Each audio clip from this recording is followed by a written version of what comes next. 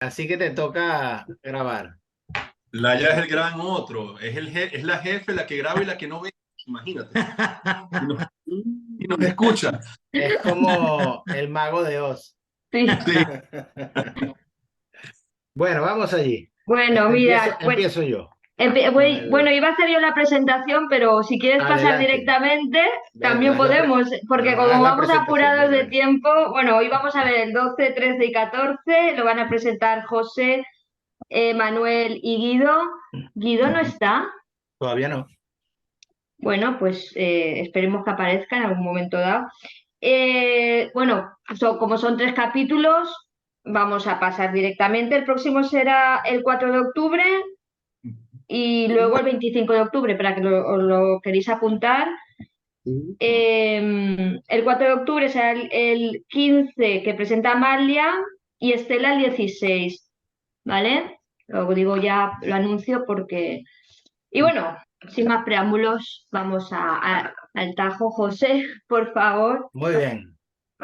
Yo no hice resumen, solo algunas puntuaciones de lo que me pareció más relevante, ¿no? Hmm. El título del capítulo, el capítulo 12, es Lo real que escapa a la verdad. Y creo que nos sitúa de una buena vez en el asunto que va a trabajar durante todo el capítulo, ¿no? Que es si lo real, o sea, que son las relaciones entre la verdad y lo real. Si lo real es captado por la verdad o lo real es lo que escapa. Tenemos la respuesta por anticipado, ¿no? De todas formas, demos alguna vuelta. Es decir, dentro del capítulo encontrarán la referencia a la verdad mentirosa, que me parece que es importante distinguir de la mentira.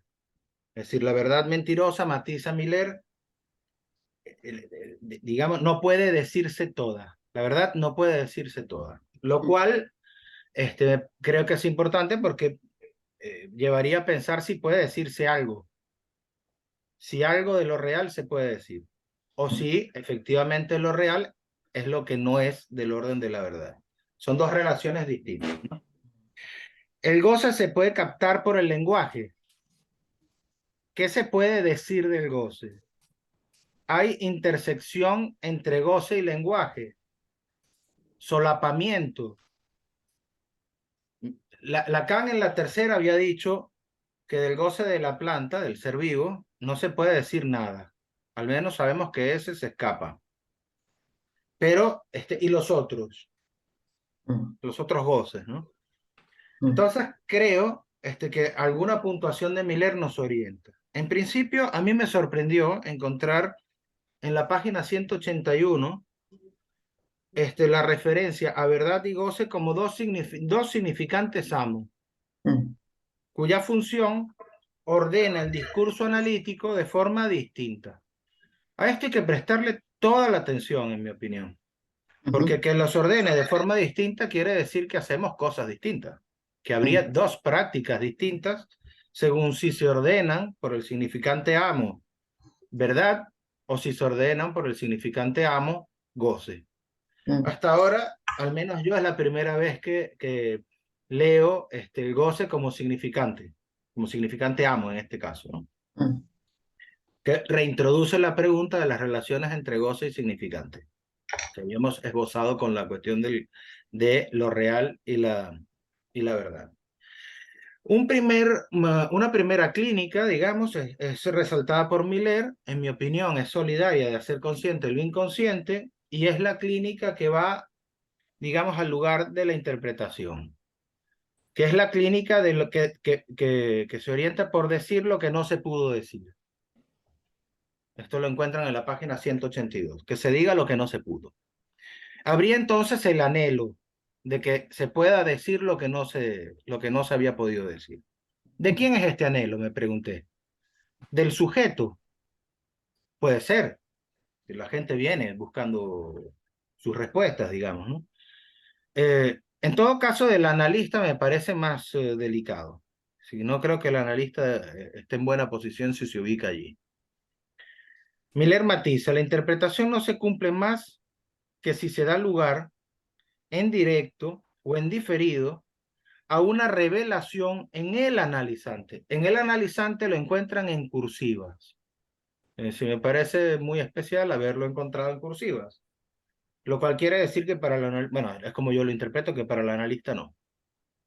Nos confronta la práctica, a diferencia de esta, que es que se pueda decir lo que no se pudo, la práctica nos confronta constantemente con lo que no puede decirse, lo que no puede decirse. No solo lo que no se pudo decir, que ahora podría decirse, sino lo que lo diría así, aún no puede decirse. El pase, dice Miller, es la prolongación a los que creen tener la última palabra a su asunto. Es decir, si yo no interpreto mal, de aquellos creen que se puede decir lo que no se pudo decir. ¿Cómo conceptualizar cuando eso se detiene? Pregunta Miller en la página 183. Se detiene por el éxito, por el objetivo alcanzado, por desgaste, por cansancio, por mutación, acceso a algo nuevo. Son las preguntas que se van desplegando. Luego viene un pequeño esbozo del recorrido de Lacan, donde primero era el énfasis en lo imaginario y lo simbólico, del seminario el 1 al 6, después una suerte de jerarquía con predominio de lo simbólico, introduce lo real en el seminario 7, como residuo de las operaciones del semblante, lo ha descrito así, un real que en mi opinión caería del lado del real imposible, pero no es lo único, ¿no? Nos dirigimos de estas etapas más tempranas de la enseñanza de Lacan hacia otros momentos de su elaboración. Miller destaca en la 189, al decir modo de goce tratamos de deshacer ese nudo entre goce y sentido, que es secundario. Aquí lo que creo que es importante es señalar que es secundario. ¿Por qué es secundario? ¿No? Porque el modo de gozar no se reduce al sentido. Es decir, entre el goce y el sentido, ese punto, esa calzadura del nudo sería secundario. Porque el goce del que se trata no se capta por el sentido y el real de que se trata escapa a la verdad, que es el título del capítulo. Luego viene la segunda elaboración de Lacan, la noción de defensa. En relación a este punto hay un matiz que me parece importante. Dice, la defensa es más primaria que la represión. No se construye en el significante. Es por eso que lo real escapa a la verdad, este real del que hablamos. ¿Por qué? Porque no queda reprimido. Solamente lo reprimido sería lo susceptible de poderse decir cuando no se había podido decir. Pero, dado que la defensa es anterior, sería un real que escapa al significante, por ser precisamente anterior al significante. La solución propuesta por Lacan, al final, que tiene que ver con el abandono del matema por el nudo, Miller la interroga. Va a decir que el nudo es un matema también, pero dice con una configuración diferente. Y luego viene un punto que creo que es central. En la página 191 encontrarán, no hay goce en cuanto a placer y más allá del placer. Esta distinción la borra. Dice, el plus de gozar es el más allá del principio del placer y también el Lustgewinn. Disculpen la pronunciación. La ganancia de placer. Miller sugiere desatender la oposición entre goce sexual y goce autista para dirigirse, entiendo, al uno. Y al final, un punto que yo quisiera privilegiar de la interrogación que él nos trae, que remite directamente a la práctica, pasa por una oposición que he marcado al principio. Miller dice, la interpretación satisface al analista. El analista se satisface porque vio lo que el otro no vio. Ver lo que el otro no vio me parece homólogo de la posición de que se diga lo que no se pudo. Posición de hacer consciente lo inconsciente. distinta esa satisfacción que podría jugarse para los analistas, no sé si para todos, no se puede hablar para todos, pero en todo caso que conviene interrogar al analista de ver lo que el otro no ve, sería distinta de la satisfacción que Miller propone para el final del análisis, que es la satisfacción del analizante. Lo diría de esta manera, que el analizante obtenga una satisfacción. Bien, eso es lo que les quería traer. Solamente algunas puntuaciones y preguntas que me genera el texto. Vale, pues pasamos ahora a las palabras. ¿Las de defensa o las no de defensa? ¿Cómo? ¿Las palabras de la defensa o de la no defensa? O de las preguntas. No de la exacta.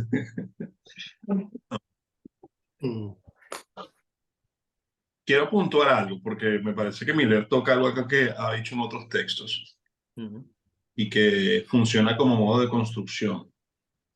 Hay un texto que se llama Psicoanálisis, Rombo, Filosofía. Creo que es uno que hace él donde distingue eso y habla de dos tipos de interpretación. Me hace eco eso sobre el final porque habla de la satisfacción del analista, ¿no? Una satisfacción que va por esa vía de la interpretación filosófica, una interpretación que dota sentido. Soy yo quien lo vio, soy yo quien lo dice, mira, es por esto. Que tiene una modalidad que se ve mucho en otras escuelas, que es esto de interpretar la transferencia, cosa que Lacan prescinde de ello. Dice, no, la transferencia no se interpreta, sobre ella se actúa, que apunta a la otra versión de la interpretación, que es la interpretación que produce sentido. Es diferente interpretar para inducir sentido, es decir, yo soy quien lo ve, a interpretar, interrogar, producir, hacer un acto para que el otro pueda producir sentido valga la redundancia, en el sentido de poder hablar, de darle una palabra, de darle un lugar a eso que ni siquiera ha estado en el lugar de la represión, a eso que es lo real. A bordearlo siquiera, no digo a descubrirlo, pero a bordearlo y a hacer una forma de trabajo sobre ello. Esto se ve en cualquier ejemplo clínico que se pueda llamar de intervención lacaniana. Cuando uno puede analizar, uno puede analizar algo. Es cuando hay un corte, que es algo que Lacan subraya abajo. No es que el analista solamente lo vio y me satisfago y sé que eso es por esto, es también que tiene un efecto sobre el analizante. Entonces quería solamente puntuar eso sobre el final, los dos tipos de interpretación y dejar esa pregunta, el análisis a quién satisface, el análisis. Es decir, la acción que ocurre allí, ese espacio, a quién debería satisfacer y a quién no. Hablando de satisfacción, obviamente. José, Sí, creo que por un punto Paco está levantando la mano, para que lo ponga vale, allí. gracias. En algún punto, la intervención de Manuel me recordaba, digamos, algunos temas técnicos, ¿no? Es decir, o bien la acción del analista, voy a decir acción para no decir acto todavía, es decir, o bien la acción del analista se ubica dentro de una lógica o estamos del lado del acto. Digamos que me parece es otro asunto distinto al de la lógica, ¿no? Pero yo pondría más bien el acento en la cuestión de la satisfacción. Hace unos años en un congreso, creo que fue Anthony Vicens, usó la expresión goce del analista para escándalo de la audiencia. Lo que escandaliza, al menos a mí, es que la audiencia se escandalice. Es decir, porque eso llevaría a suponer que el analista está desierto de goce, como se decía en alguna época, ¿no? Se ha curado de eso. Y eso no tiene cura. Y la tensión entre estas dos posiciones, me parece, es muy importante porque conduce a dos clínicas distintas. Sirviéndome de Miller, diría que los dos significantes amo, verdad y goce, tienen por función ordenar el discurso analítico. El matiz que hay que introducir es, pero de forma distinta. Entonces, se trata de lo que hacemos. No hacemos lo mismo si nos dirigimos con el supuesto de que el goce es malo y que hay que erradicar el goce del parlet, a si consideramos que con eso lo que se puede hacer es un arreglo. Son dos posiciones totalmente distintas y dos direcciones clínicas totalmente distintas, en mi opinión. Así que reintroducir la pregunta de qué satisface a un analista me parece central. La responderá cada uno de acuerdo a su modo de gozar, pero quizás también conviene tener presente lo que se pueda satisfacer de desciframiento por el lado del analista. Me parece que es algo de lo cual nos tenemos que cuidar, ¿no? De la revelación del lado del analista. Del lado del analizante, pues muy bien, es un efecto del dispositivo, pero del lado nuestro me parece distinto. Bien, Elena, y luego Paco, ¿vale? A ver, me ha chocado, José, me ha chocado que no menciones algo que a mí me ha llamado muchísimo la atención de este capítulo. Vale. Y además con lo que tiene que ver con la cuestión de cómo alcanzar algo de la verdad o del goce, ¿no? En el análisis, y es la revelación. Y bueno, a ver, y guía a leer algún párrafo, pero voy a evocar algo que además comenté el año pasado en uno de los espacios, que para mí fue un descubrimiento, el texto de Freud, en el que él dice que está en el capítulo 2 de la interpretación de los sueños, ya es en 1900, cuando dice que le dice, bueno, cuenta un sueño, pero le dice a su amigo Flies, en una carta, le dice,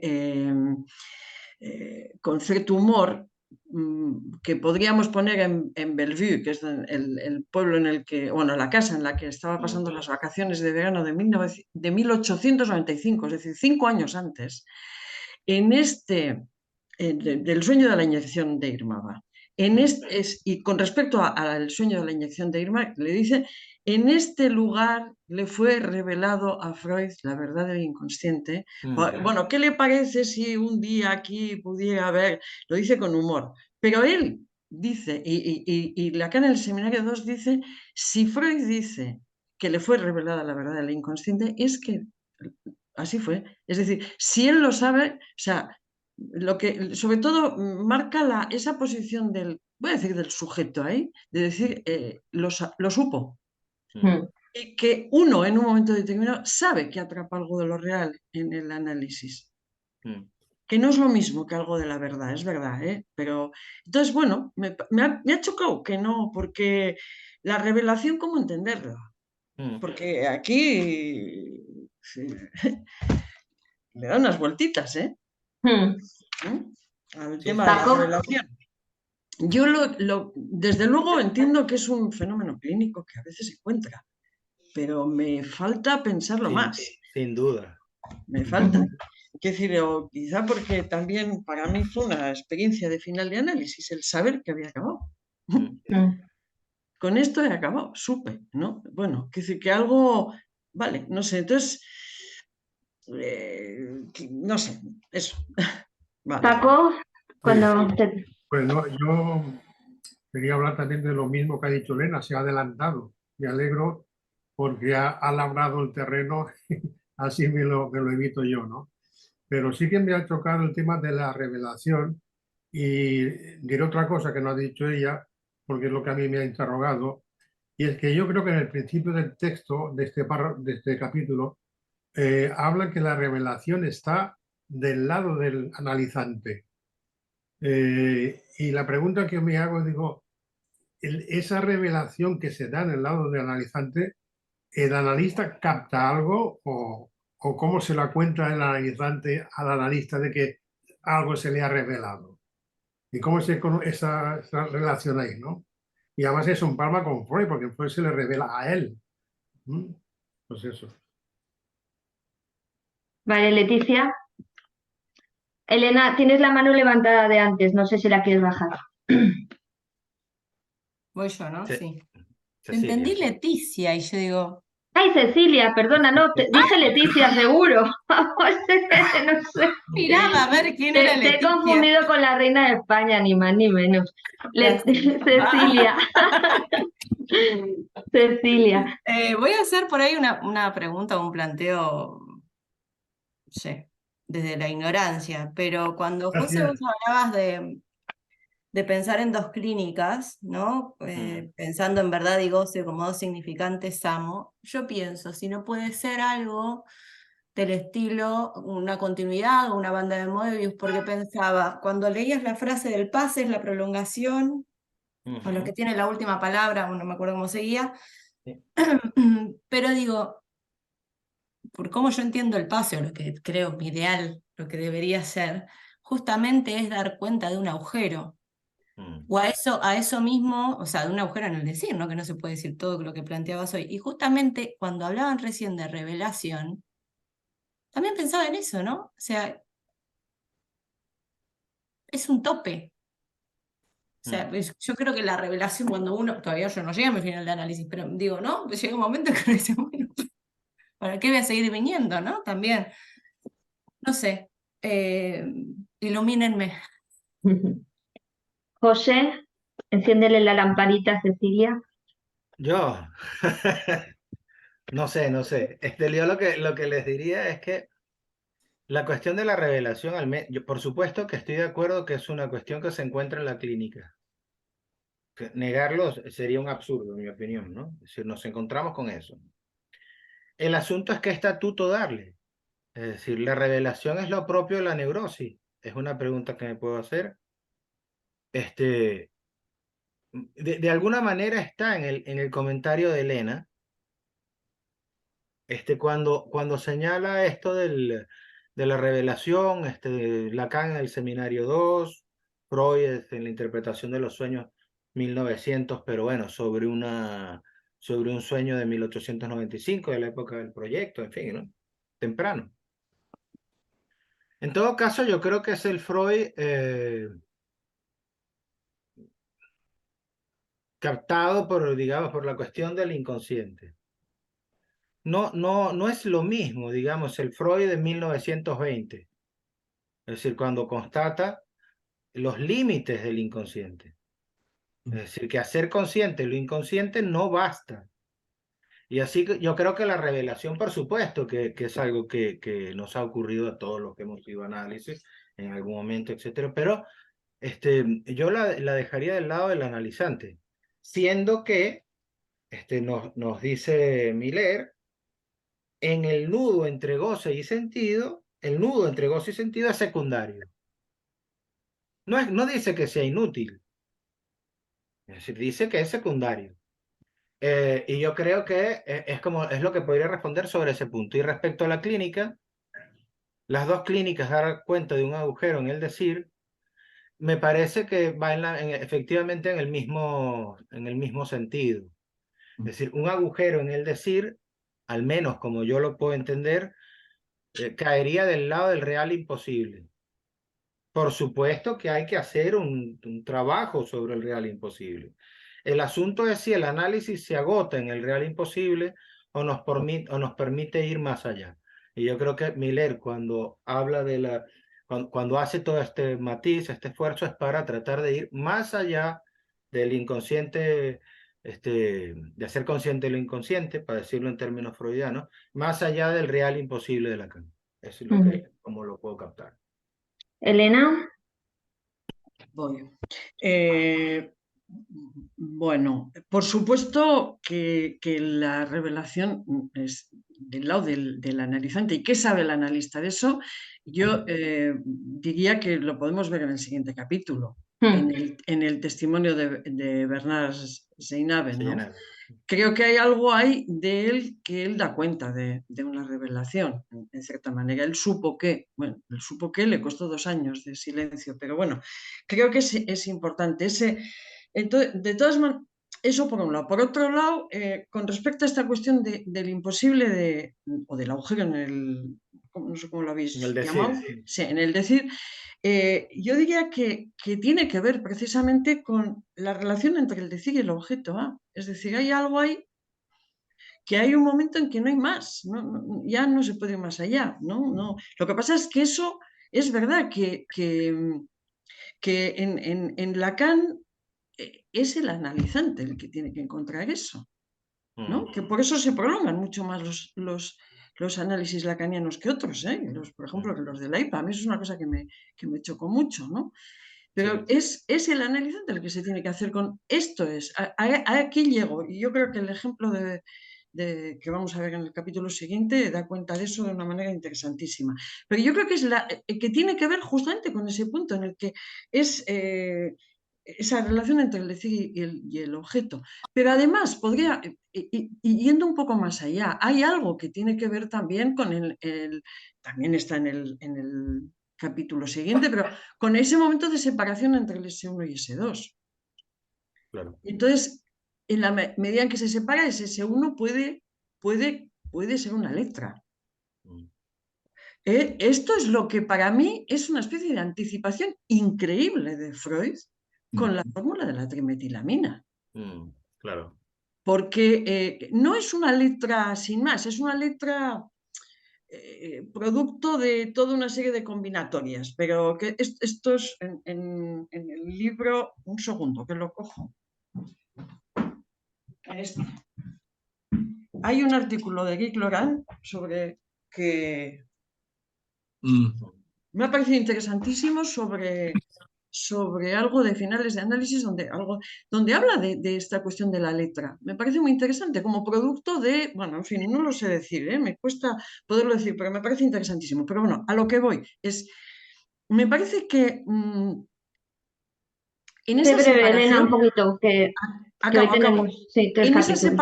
En esa separación S1, S2, va a ser lo que cada uno se encuentre, pero Freud se encontró, a saber por qué, se encontró con la fórmula de la trimetilamina, es decir, es 1, 3, 1, 3, 1, 3, C, H, H, H, C, son números y letras. Hay la relación con un real que él puede atrapar en ese sentido. Entonces, bueno, en fin, no sé. Guido y Manuel, y si queréis pasamos al siguiente para tener un poquito divididos los 3 capítulos, ¿vale? Acaba Manuel, ¿vale? Ahora Guido. Hola, ¿qué tal? Hola. Hola.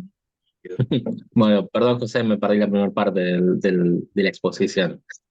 Pero bueno, también esto de revelación, en realidad, que surgió y Miller igualmente lo trae a lo largo de los próximos capítulos también, todavía lo sigue trabajando.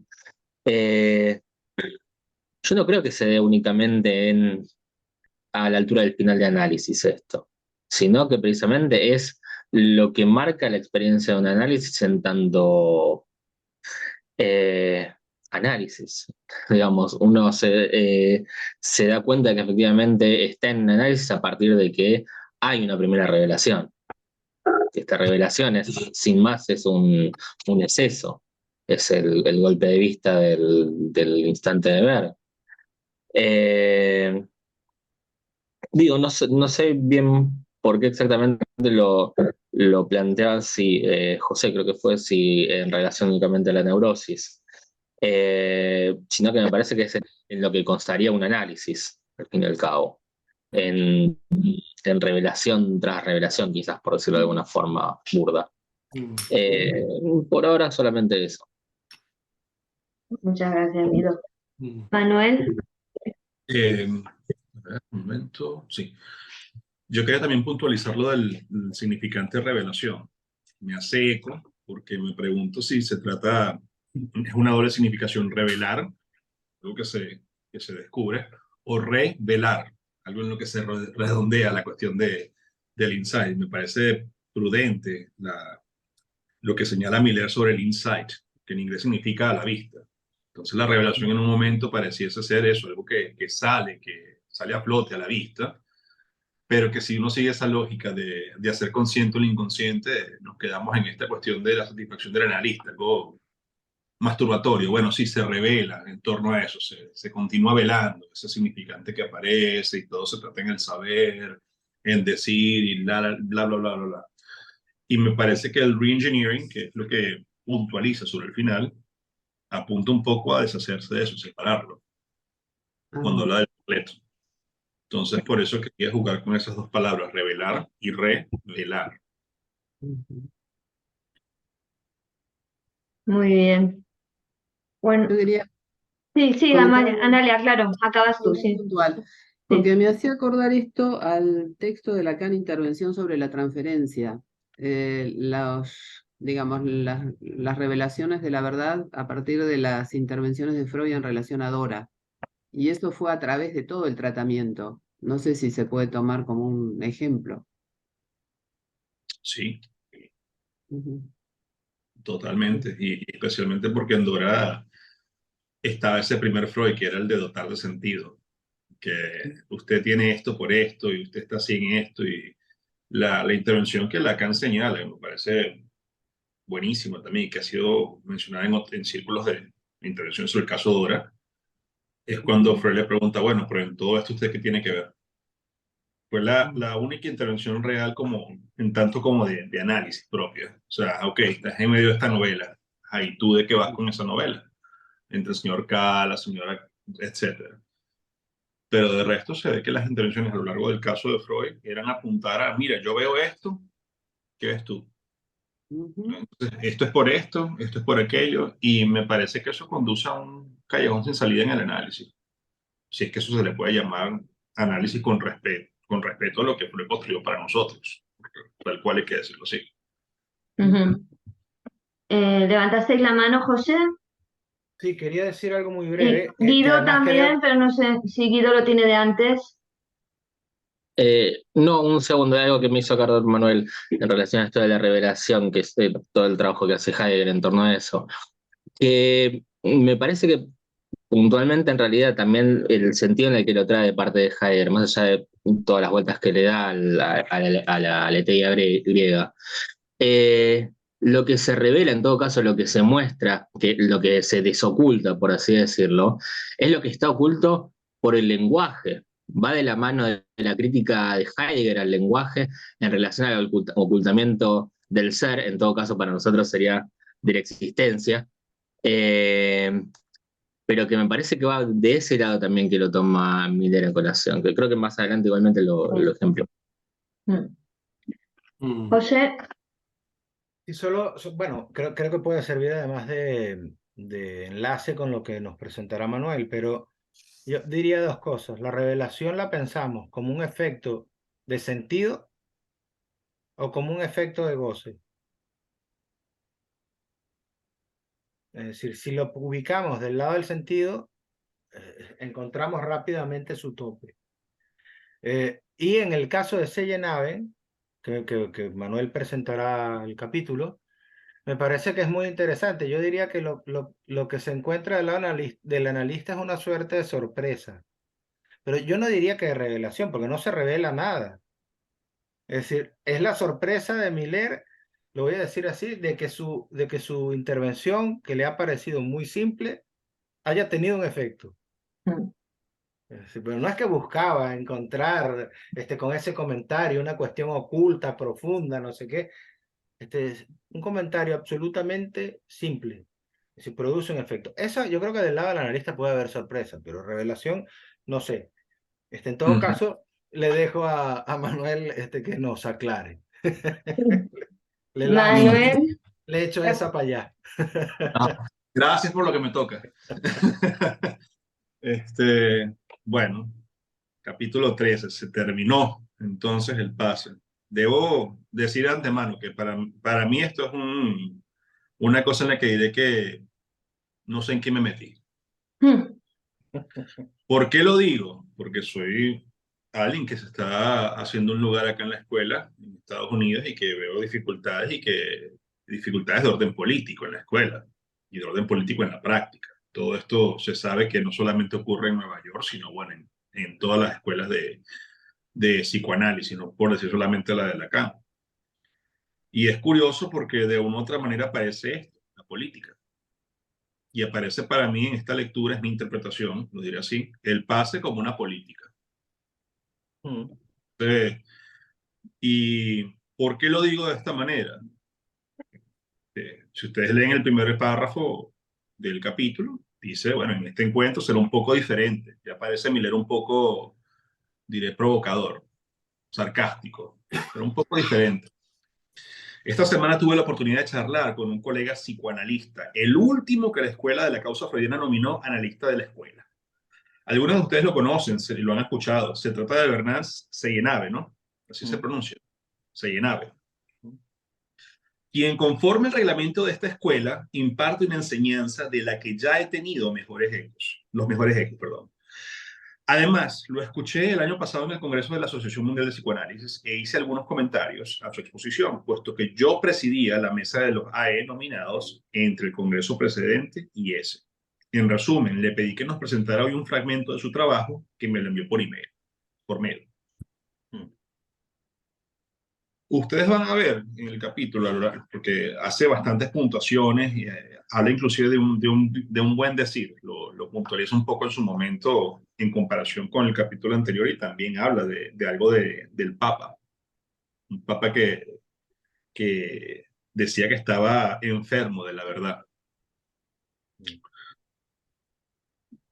Para lo que presenta Seijenave, me parece, es mi lectura, Miller hace una suerte de burla sobre ese pase.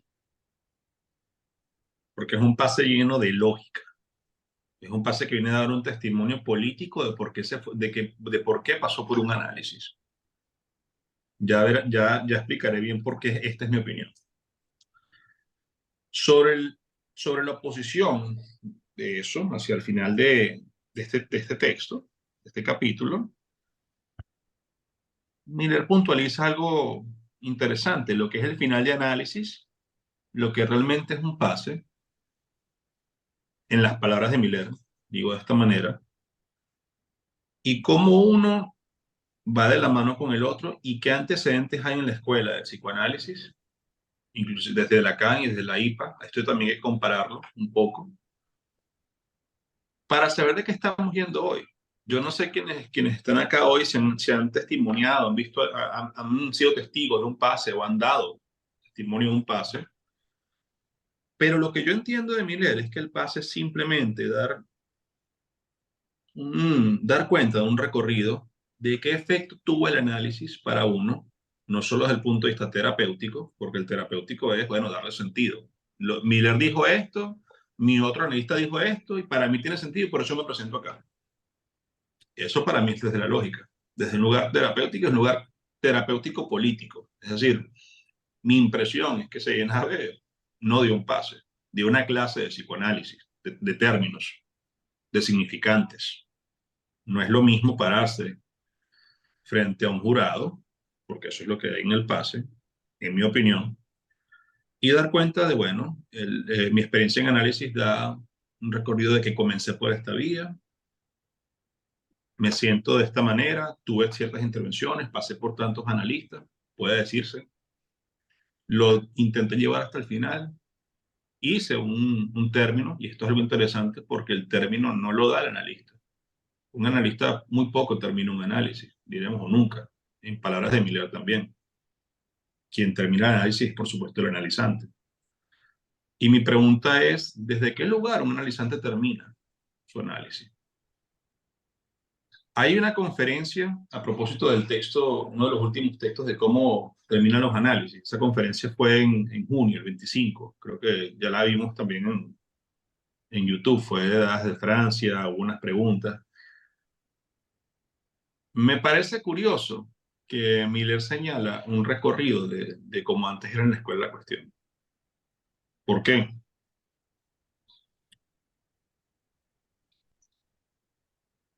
Miller dice que anteriormente había que terminar el análisis para presentar un pase.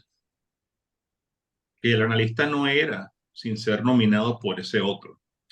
Y que Lacan en un punto intenta prescindir de eso, aunque después también, y esto es algo interesante, Lacan nunca dio testimonios de gente que hizo de pasante con él o de su pase. Esto es para tomar nota, para ver qué fallos hay en ello.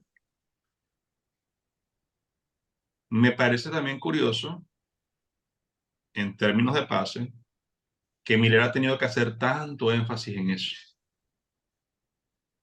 Yo no sé si esto es una forma también del analizante defenderse de su real. Es decir, para yo dar un pase, tengo que leer sobre el pase. Para yo dar un pase, o sea, hay que preguntarse esto desde un punto de vista político. Wow, imagínense esto. Miller tiene que sacar un texto sobre qué es un final de análisis, dar una conferencia para defender el texto, dar un capítulo sobre que primero se termina o se hace una terminación de análisis y explicar que la terminación de análisis y el pase no es hacer un testimonio lógico, terminológico de un análisis. ¡Wow! La escuela tiene que andar en el culo, lo digo así, para tener que hacerse esta suerte de actos de Miller. Y disculpen el que lo diga de esta manera, pero ¡wow! Y más aún viendo que Seynaeve lo hace para testimoniar, para presentarse como AE.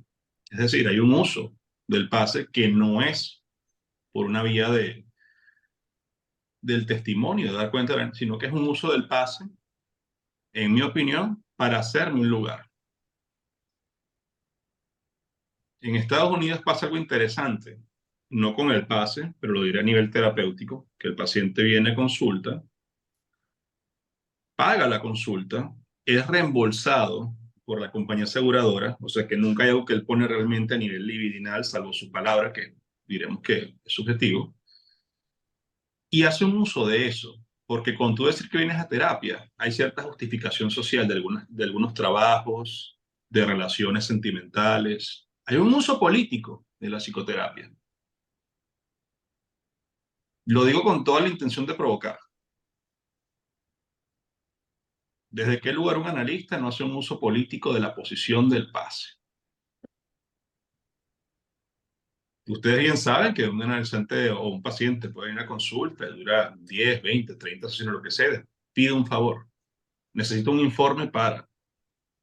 Necesito una carta de recomendación para. Y todos sabemos que ese análisis, esa terapia está estancada.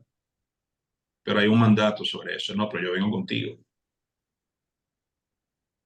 Y sobre ello al final también, disculpen, Pero sobre ello al final, yo creo, Manuel, que efectivamente el pase es un dispositivo político.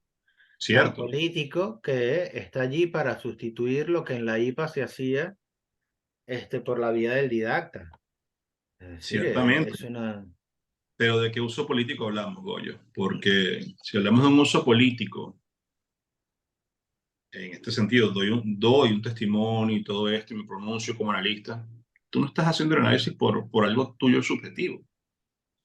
En este sentido de yo llevar un análisis a cabo. Yo lo estoy haciendo para formarme como analista. O sea, mi posición de ser o de hacerme un ser pasa por el tener, que es un testimonio falso, dado en una lógica teórica para yo hacerme un lugar en la escuela.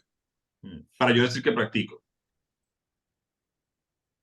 Sí, es político, pero de política, vale, que hasta Miller tiene que venir a cuenta de eso. Por eso yo digo, para mí hay una crisis. Cuando uno ve un texto que dice cómo finaliza un análisis, para mí, eso no es de augurio de, bueno, estamos avanzando. Eso es que, wow, estamos graves. No solamente es un uso político, sino que tenemos que hacer énfasis en explicar cuál es ese uso político, por qué se hace, cómo se hace, para que así pueda ser soportable. Es decir, la teoría viene como un fetiche, que es lo que hace Seynaeve. Si ustedes leen sus intervenciones, su testimonio, la sin cabeza, con cabeza, la cosa, la teoría, los años en el desierto, en el cachete, ¿por qué no dijo eso? Y Miller lo dice, me parece, como provocación. Ah, yo no sé que esa intervención era tan importante. El mismo Eric Lorán hace al final una intervención también que me parece un poco como de darle cuerda al muñeco, o sea, para que siga hablando. Esto es grave si se ve desde este punto de vista. Y sobre eso me parece que es provocativo lo que dice Miller. Se terminó entonces el pase, pero ¿se terminó qué? ¿Cuál análisis? Si esto es política. ¿Y hacia qué rincones lleva eso en la escuela? Por eso dejé esa pregunta al comienzo de, bueno, ¿quién acá ha visto un pase? ¿Qué se dice de eso? Sobre el final del texto, Miller dice que quizás pueda aclarar que tuvo otros analistas. Lo deja así como dicho. Sobre el final del texto también Miller habla. de que el pase simplemente es un testimonio, es decir, en sus propias palabras, qué efecto tuvo el análisis. Es muy distinto simplificarlo, decir, bueno, para mí esto tuvo una satisfacción en este punto, esto, por esto yo siento que el psicoanálisis fue de una ayuda para mí y yo quisiera dar una cuenta de eso porque hubo no solamente un alivio del síntoma, sino un uso del síntoma. Está bien, en ese sentido, Goyo tiene razón, es político también, un análisis. Hay una manera de saber hacer, de hacerse un uso del síntoma. Manuel, si te parece, pasamos un poco la palabra porque te has pasado ya de los Sí, sí. minutos y como falta luego. Elena, Dejo eso así entonces, lo dejo con esas preguntas a ver qué se opina. Quizás es Pues, muy crudo decirlo de esta manera, pero me parece que para mí, en mi lectura, hay una crisis de escuela con eso. a mí me sorprende enormemente porque en ningún momento se me ha ocurrido pensarlo de esa manera. Y en ningún momento he visto yo ninguna posición de Jacques Miller en lo que comenta, y es un analizante suyo, lo que como, no sé cómo lo has llamado, como provocador o incluso como, ¿cómo lo has dicho? una crítica. Burla, No solo crítica, sino burla creo, ¿verdad? de burla. No, para mí me parece que hay algo quizá que sea, quizás que parto de otra base completamente diferente, ¿eh? Parto de otra base completamente diferente que también tiene que ver con mi experiencia, pero bueno, parto de la base que en el pase se invierten los términos que lo que ocurre en el análisis. En el análisis, digamos, para el analizante, el analista es quien sabe, le supone un saber. Los testimonios de pase es la E el que sabe o el que está en posición de saber sobre su propia experiencia. Luego se le pide además que sepa un poco más sobre la escuela, que a mí eso me parece muy complicado, porque hay quien sabe sobre su propio análisis y en cambio no sabe sobre analizar la escuela. Pero bueno, pero realmente habla de él, de su experiencia con respecto a dos interpretaciones, una que instaura el S1, S2, es decir, el comienzo del análisis, y otra que lo que instaura es la separación S1 de S2 y justamente el encuentro con la letra y demás. Para mí, absolutamente rico. Quizá yo también lo he escuchado personalmente en varios testimonios y me ha parecido muy poco, o sea, muy de verdad, no sé cómo decir, muy que transmite algo de verdad de su encuentro con un real.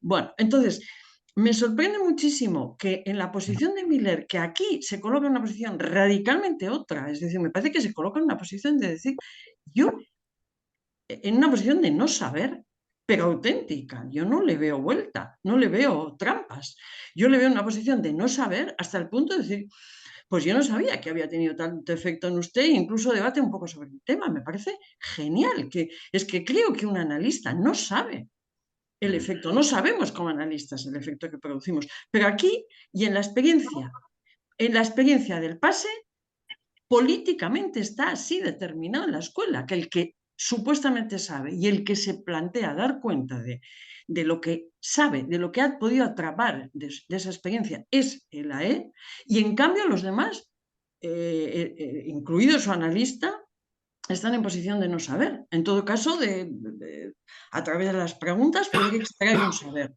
Elena, ves terminando, que si no... Ya está, que me choca enormemente.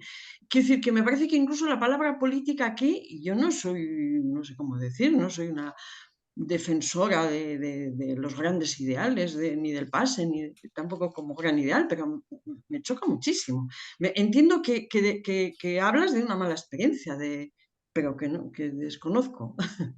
No, José, ya para puntualizar eso, perdón, si me permites, quisiera dejarlo a modo de pregunta si te parece que Seyenabe hace una transmisión de su experiencia o una enseñanza. Entonces ahí yo lo dejo en ese punto. José. vale, José. Sí, un poco yo voy a Elena, hacer, baja la mano, que si no me liaré. Sí. Es que voy a ser abogado del diablo. Lo voy a decir así, ¿no? Y voy a defender un poco lo que capto de lo que dijo Manuel. No lo he captado todo, pero capto que, por un lado, habla del pase como un dispositivo político, yo creo que efectivamente lo es, está allí para hacer lugar a la, digamos, a la formación del analista y para poder dar cuenta de la pregunta siempre abierta que es un analista. No es una pregunta cerrada como en la IPA, ¿no? Entonces, en ese sentido es un dispositivo, para mí, muy claramente es un dispositivo político. La segunda cosa que creo que es importante es poder marcar, efectivamente, Elena lo tocaba, ¿no? Dos intervenciones, una del analista anterior, usted tendría que haberme hablado de eso, de un quiste. La segunda intervención de Miller, usted ama demasiado su fantasma. Como intervenciones, hasta el propio Miller se burla, ¿no? De su propia... Se burla, allí sí creo que hay algo del orden de la burla, pero no sé si es la burla de Sellenave, ¿no? Es decir, se burla de la propia posición, ¿no? De lograr producir un efecto con una cosa tan tonta, entre comillas, ¿no? Y la posición de no saber efectivamente está aclarada. Si Miller dice, no tenía ni la menor idea que eso le produciría una angustia loca, ¿no? Es decir, nada que ver con la revelación. Es decir, eso es lo que quería marcar del comentario. El analista allí no tiene nada que ver con eso, ¿no? Lo que sí pesco de lo que dices es a propósito de la crisis del pase. Yo no sé si la crisis del pase tiene que ver con lo que has mencionado, pero sí sabemos que algo de la crisis del pase tiene que ver con el pase lógico. Ha sido una forma de entender el pase en alguna época, y de un pase que se propone ahora como otra forma de dar cuenta de la experiencia, que tiene que ver con la satisfacción que marca el final del análisis. Y yo creo que en ese sentido la pregunta tuya es válida, Manuel. Es decir, ¿es un pase lógico o es un pase satisfacción? Habrá obtenido los aplausos, creo que ha obtenido los aplausos, ¿no? Que es el índice que ubica Miller de la satisfacción en el pase. Pero, en todo caso, esa posición del analizante me parece que es importante, ¿no? O del pasante, en fin. En la 198, en la página 198 encontrarán una pregunta que no es ajena a lo que estamos tocando en el capítulo anterior y que es por la cuestión de la posición antigoce, ¿no? Lo encuentran allí. Pero, ¿por qué una posición antigoce? Él viene allí hablando de cosas, mete la cuestión de efectivamente de la iglesia y demás, ¿no? Si Ves mete lo de la abreviando, iglesia, José. voy terminando, sí. Si mete lo de la iglesia y mete el asunto del antigoce, me parece que es con la cuestión de, lo dice más abajo, evidentemente en el psicoanálisis, en la relación con el goce, tratamos, por el contrario, de llevar al sujeto a un no culpable, a un cierto permiso en cuanto al goce. Y eso me parece es muy importante tenerlo presente, porque durante un buen tramo los análisis se dirigían, Miller lo dice en el Sutileza, no recuerdo qué capítulo, pero en algún momento la orientación del análisis era contrariar al goce. Entonces creo que ese sí es un punto que es sumamente importante de privilegiar, ¿no? De destacar. Y en la 205 encontrarán, efectivamente, en el párrafo penúltimo dice, en ese movimiento decisivo, pero es evidente, se terminó, el sujeto no dispone de ningún saber. Aquí es el sujeto el que no dispone de ningún saber. No solo el analista, también el sujeto no dispone de ningún saber, de ninguna referencia para decidir. No hay otro. Soledad del uno. No hay brújula. Más que nunca, el silencio del analista es en ese instante radical. El analista no reconoce nada, no ratifica nada. Es decir, la pregunta, si un análisis, si el pase conduce a un sé lo que a mí me ocurrió, no sé si efectivamente es la misma de decir, no sé nada. Es decir, lo dice Miller así, el sujeto no dispone de ningún saber. Bien. Sobre eso, quiero puntualizar algo.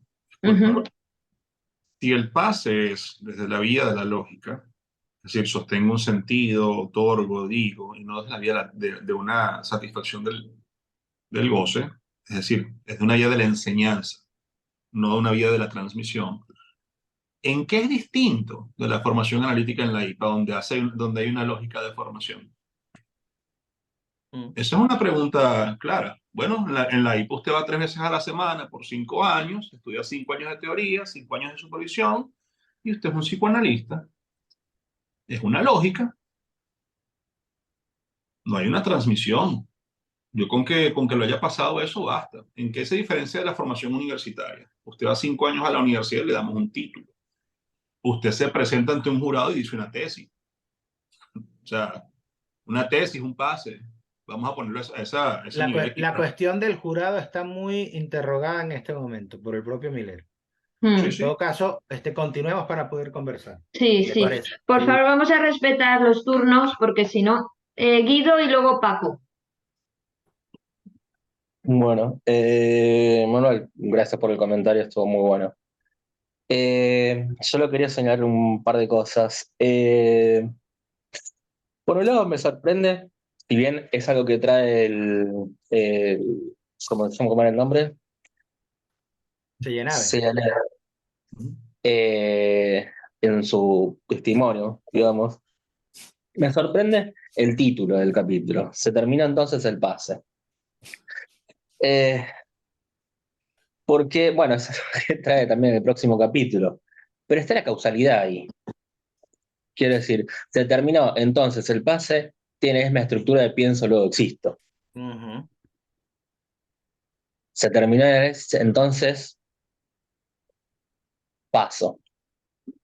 Agrega también transmito, testifico, pero bueno, el tema es la conexión causal ahí, me parece puntualmente. Sí. En este sentido, quizás creo que sí puede ser una lectura crítica del pase, que estoy bastante seguro que ya a esta altura la tenía Miller. Estoy bastante de acuerdo en lo que decís, en que Miller, bueno, las últimas presentaciones del libro nos ha mostrado esta crítica a lo que ha sido la política institucional en relación al pase, al fin y al cabo, donde se ha institucionalizado. Y no se ha tomado más desde una lógica institucional y no desde una lógica psicoanalítica, quizás. Pero me parece que precisamente hay algo en relación a la posición del analista que da acá, que es que precisamente no hay una demostración, que de vuelta me remeto a la clase siguiente, que en esto que dice, que vos lo remarcaste, que no me acuerdo si José o Manuel, a continuación de ese movimiento decisivo, pero es evidente, se terminó, el sujeto no dispone de ningún saber, es decir, no hay ese dos, de ninguna referencia para decidir, no hay otro, soledad del uno, no hay brújula, más que nunca el silencio del analista en ese instante radical. El analista no reconoce nada, no ratifica nada, es decir, ya no hay quien sancione ese goce que uno dice, que uno trae a partir de la urgencia. Quizás ahí se podría leer esto de el analista se autoriza de sí mismo, digamos que efectivamente el tanto analista está solo. Y algunos otros, dice, pero no, luego agrega.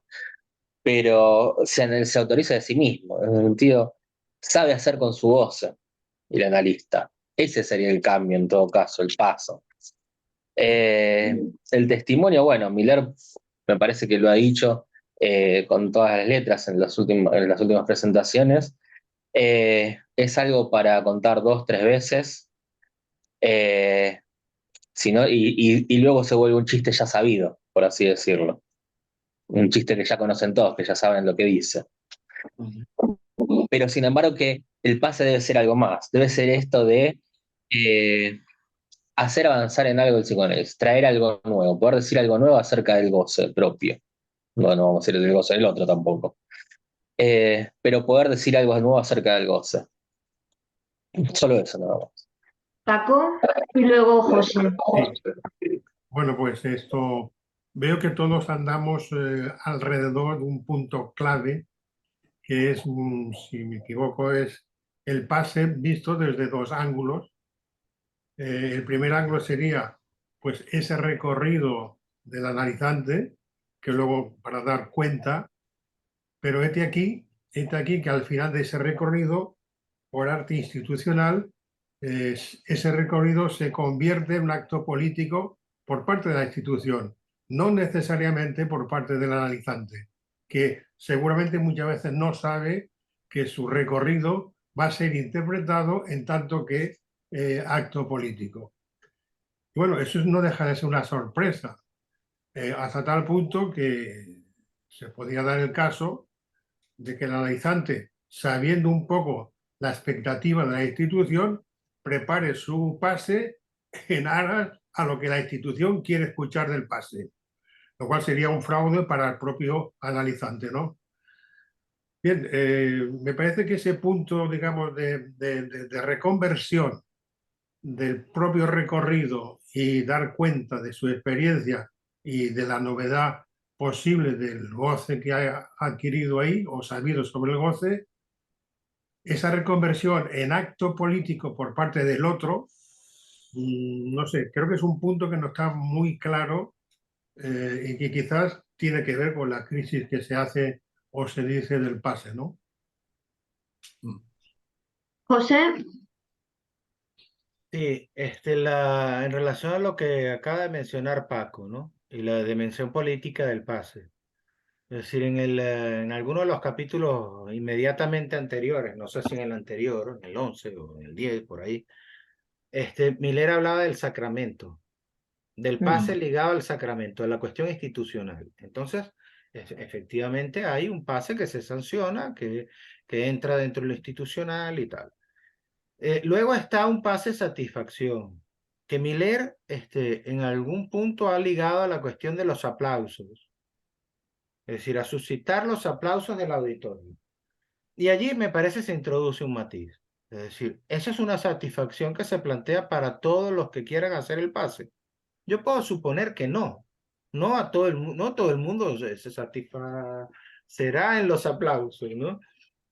El pase sería entonces, dice Miller, la satisfacción para los que creen tener la última palabra sobre su experiencia.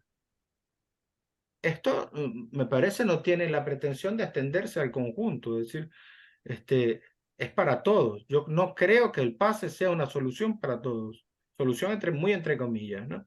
Creo que para algunos que gocen de determinada manera, el pase puede ser una forma de aproximarse a su satisfacción.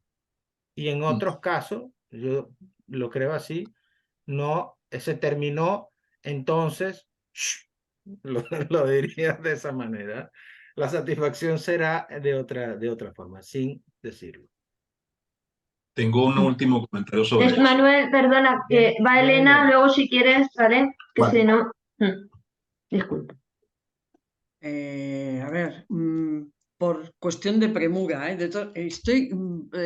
a decir la verdad, estoy sorprendida, pero también disgustada de las cosas que estoy escuchando, porque entiendo que, no sé, entiendo que hay una distorsión de lo que yo he entendido siempre y de la sensación que he tenido con respecto al pase y de la impresión incluso personal. Quiero decir, por ejemplo, también hay como datos también, Guido, en esta época no había ninguna crisis del pase en la SF, ¿eh?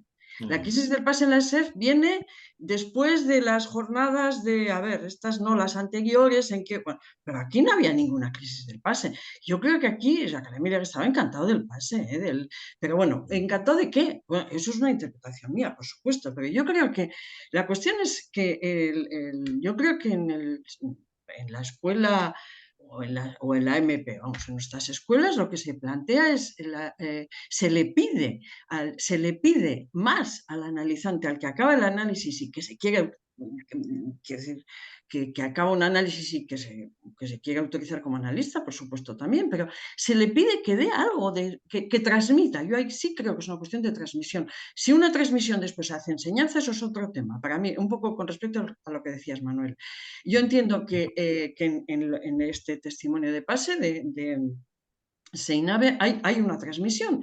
Que eso produzca enseñanza, a mí me ha producido una enseñanza de esos dos momentos clínicos muy, muy diferentes. Y sobre todo, para mí, esa esa soledad de quien acaba el análisis, esa soledad de la que habla, yo entiendo que tiene que ver precisamente con la separación del S1 y el S2. No es otra, no tiene otra explicación más que esa. Y que alguien en una absoluta soledad y que en ese momento solo sabe, por decirlo así, de su propia experiencia, que de eso quiera transmitir algo a otros, a mí me parece que es algo que no hay que buscarle más pies al gato.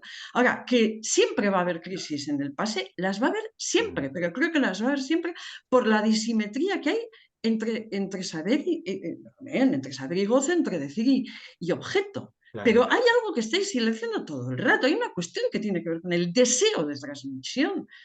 Y yo creo que el deseo de transmisión no es el goce del aplauso. Y me duele que digáis estas cosas porque me parece un poco como cierta imputar algo de la búsqueda de una satisfacción no muy legítima. Yo pienso que en el PASE, desde el principio hasta el final, y con toda la cuestión que ha habido y que dice Lacan, siempre va a haber un fracaso, lo habrá y lo habrá y lo habrá y lo habrá, y Jacques Miller lo retoma. ¿Por qué? Porque hay un punto de imposibilidad, pero eso no quiere decir que eso no nos permita hacer avanzar el análisis. Bien, y yo no creo que el PASE sea para todos, no creo que se pueda, porque entonces es una idealización o es un trámite o es un no sé qué y la hemos jorobado, hemos fastidiado el dispositivo. Claro. Manuel, si quieres ahora. Sí, cierto, tienes razón y de una cosa para ir de la mano con lo que dices, Elena, y es que la más clara prueba de que el testimonio no es un saber construido, un saber ya hecho, es que lo puedo cuestionar yo como lo puedes sostener tú. Es una cuestión que puntualizo rápidamente. Sobre qué es mi crítica, y esto lo dejo para que lo pensemos. Si no tenemos la capacidad en la escuela de poder distinguir, en un sentido crítico, una presentación de tesis de un pase, que es lo que se ha vuelto, porque ya Francisco lo comentó hace un momento, Paco lo comentó hace un momento, bueno, hay algo ahí institucional que está crítico, donde un sujeto se presenta con un saber, porque la institución espera algo de él. Si no es una presentación de tesis, no sé qué es. Si el pase no se distingue de un punto lógico, no estamos nada distintos de la IPA. Somos otra entidad, solo que con menos poder político frente a lo social. No damos licencia de psicoanalista, pero lo formamos, ¿no? Es la única diferencia con la IPA, con la misma lógica. Lo digo de esa manera con potestad. Y sobre eso invito a que si hay alguien acá en la audiencia, en el grupo que ha visto un pase, bueno, danos cuenta de eso. Yo he visto pases, he pensado en su momento presentar uno, pero yo me resisto a presentarlo particularmente porque mi análisis de verdad no está completo. Hay cosas que ni yo mismo puedo decir que transmito, y si yo me parase frente a un jurado, cometería el error de dar una clase de terminología, de transmitir una tesis de lo que fue mi análisis, de enseñar de manera de tesis un análisis y no de transmitir lo que ha sido la experiencia analítica para mí. En tanto puedo cuestionarlo todavía, mi análisis sigue. En tanto puedo ver que esto tiene consecuencias políticas en la escuela, me resisto a hacer un pase, yo particularmente. Y lo he visto pases en Caracas, acá en Nueva York, y veo que la cosa cada día se enmarca más en eso. De hecho, para que se piense más aún, cuando se invita a un cártel, no estamos hablando de un pase, un cártel, no hay diferencia. De nuevo lo digo, y eso lo digo porque hay que hacer una distinción entre lo que es la escuela, lo que es la orientación lacaniana y lo que es cualquier otra escuela. Y lo digo con ese tono hasta peyorativo, si se quiere. Si hacemos un cártel y tenemos que formularnos un setting de que tiene que hacer una pregunta y el más uno porque Lacan lo dijo y la preposición y la carta de disolución y la cosa, estamos haciendo una tesis universitaria. Estamos enfermos del discurso universitario. No estamos haciendo análisis. Ese es mi comentario y sobre eso invito a que cada quien, por supuesto, comparta su experiencia. Estoy seguro que si lo comparamos desde este ángulo, hay puntos de encuentro donde sí nos podemos atrever a criticar eso. Y si no estamos en capacidad de poder criticar algunas consecuencias políticas de la escuela, no creo que estemos en un punto de hablando de psicoanálisis lacaniano. Esa es mi opinión. Muy bien. José y luego Guido. Bueno, está bien, es decir, Manuel tiene su opinión, es decir, yo creo que efectivamente se podría pensar en las inconsistencias que puede haber en algún testimonio del pase, sin ánimo de generalizar para todo pase X cosas, ¿no? Esa interrogación me parece sana, lo diría así, ¿no? Pero el extenderlo a todo pase no funciona, quizás es demasiado radical para mí. En todo caso, tú decías algo del análisis, decías, mi análisis no está completo. Es decir, ¿no? como si hubiese un análisis completo. No lo quiero terminar. El problema del análisis completo, o no, terminable o interminable, es un problema desde Freud, ¿no? Y aquí es terminar, o sea, se acabó, como marca el título del capítulo, ¿no? Se acabó cuando no se ha acabado.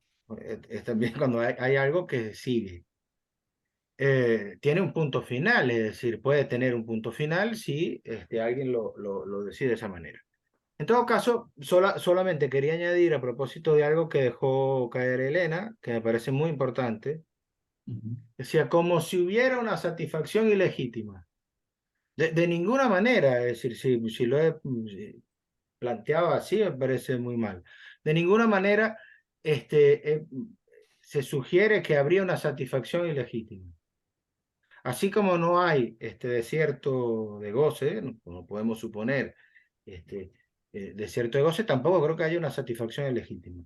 Creo que lo que sí es importante es que cada quien, digamos, dé cuenta de su modo de goce, de satisfacción. En este punto los haría equivaler. Y efectivamente, para algunos, la salida, se terminó, será el pase, para algunos. Y otros encontrarán otra cosa, ¿no? Eso me parece que es importante destacar. Guido, Bueno, a ver, eh, yo creo que Miller, pero y esto es una lectura completamente mía, no tiene nadie por qué estar de acuerdo, pero yo creo que Miller ya lee una cierta crisis aquí. Quizás no lo hice con todas las letras en relación al pase, pero me parece que hay que recordar cómo comienza el curso, con la crisis que trae a colación en relación a los centros de atención, que precisamente por eso, digamos, trae el retorno a Lacan y la pregunta es a dónde va el psicoanálisis en los primeros dos capítulos. Creo que sin, no es inocente en realidad en ese sentido y no creo que deje indemne a la lectura del pase.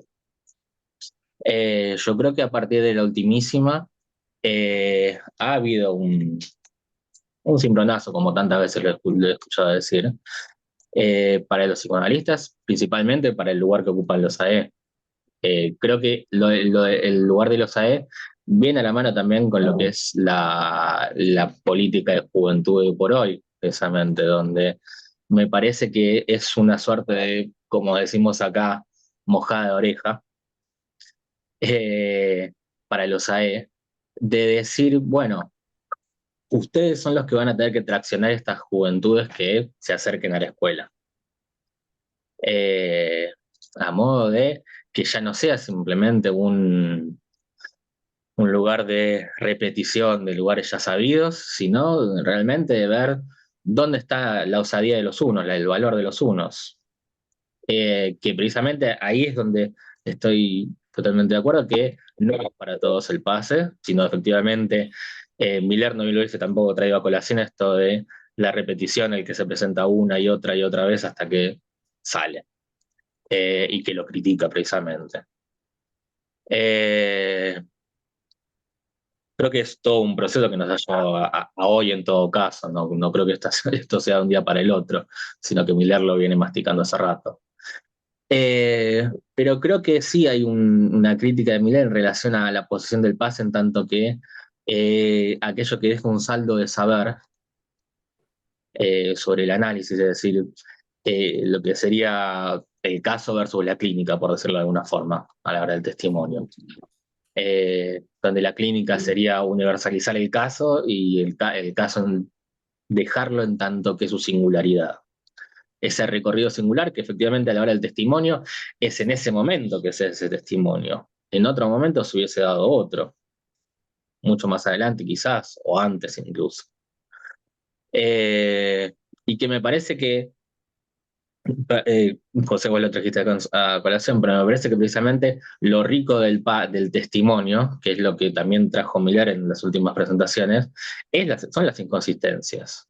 Son los lugares álgidos, los lugares donde falla el discurso, donde no hay palabras y donde aparecen los hiatos, donde la subjetividad se borra. Bueno, solo eso.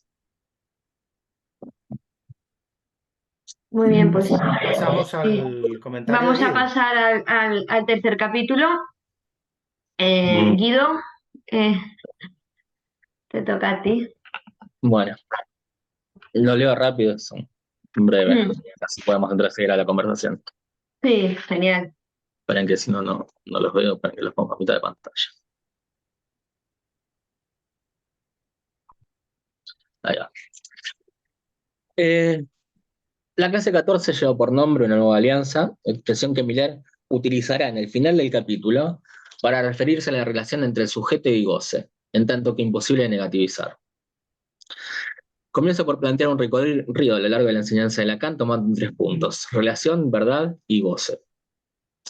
Precisamente a partir de la pregunta, ¿por qué y cómo la verdad puede ser causa del efecto sobre el goce?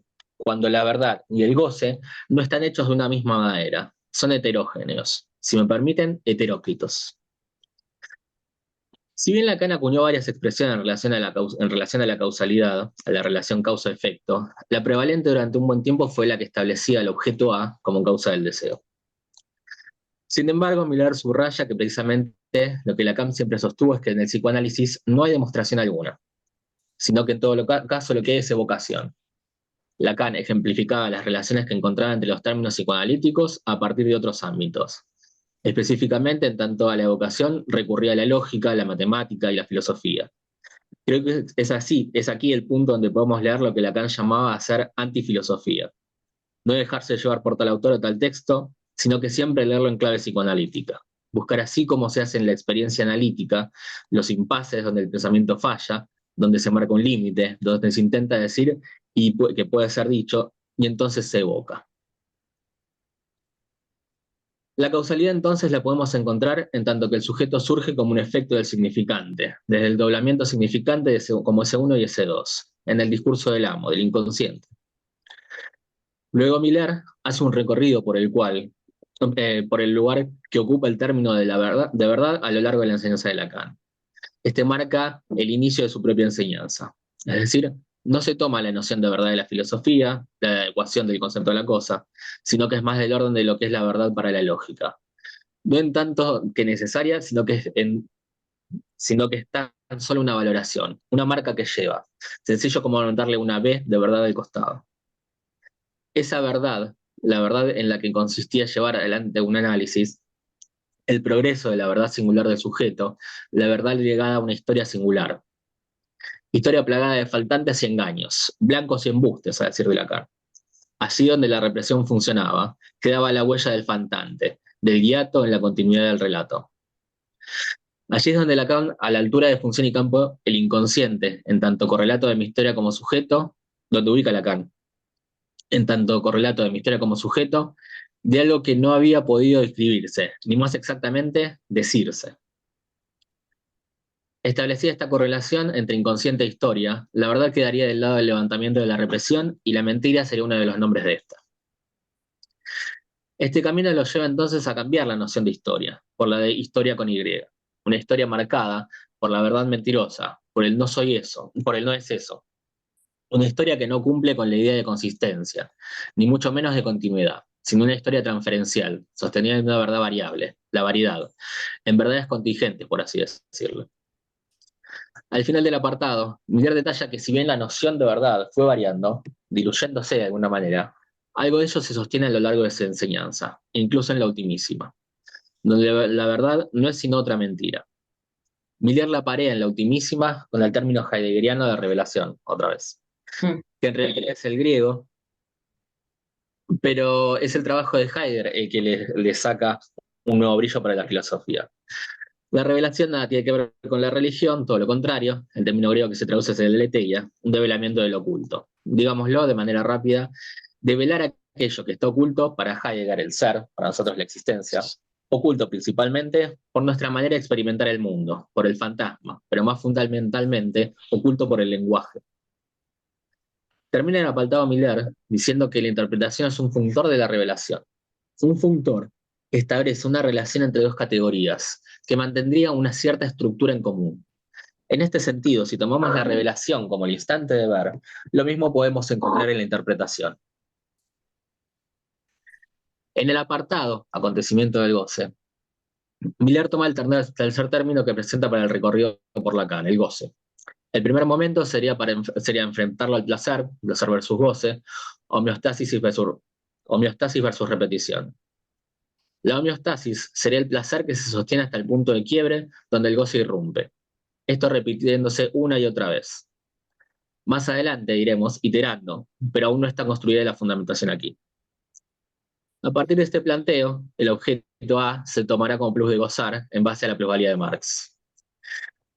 Luego hay una extensión del concepto de goce, sexual, no sexual, pulsional, de órgano, lo cual implica un profundo cuestionamiento de la castración vía la dialectización significante de la libido freudiana. Esto lo logra a través del falo, como significante imaginario. Vía la sublimación,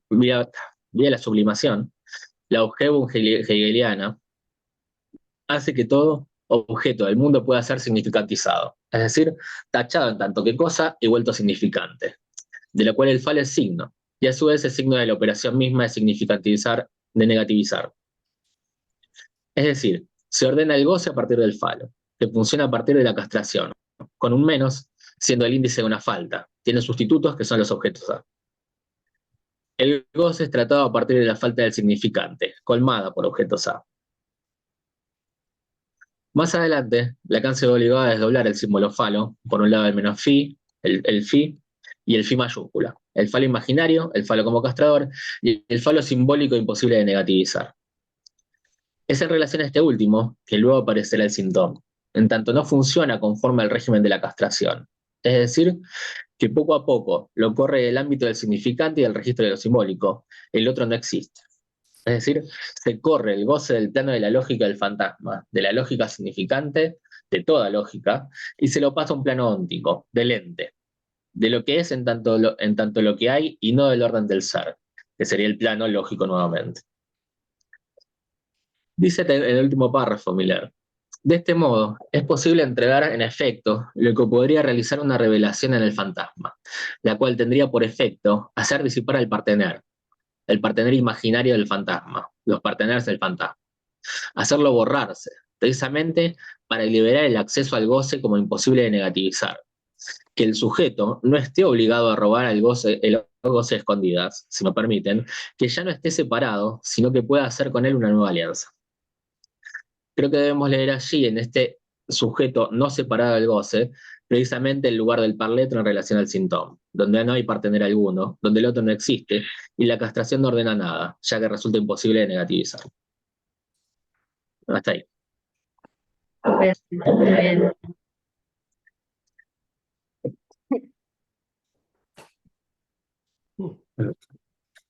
Tela.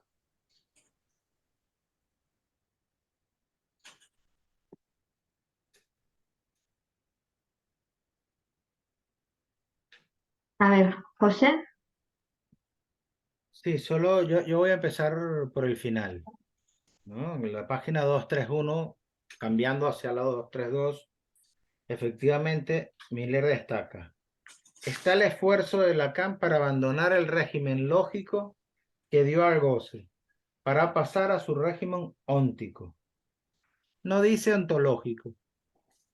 Me parece que es una puntuación sumamente importante. Es decir, porque una parte de su enseñanza ha sido el esfuerzo por hacer pasar el goce por el régimen lógico. Cuando cuando Guido destaca, ¿no?, la cuestión del imposible de negativizar, se corre de la lógica lente y todo este punto, ¿no?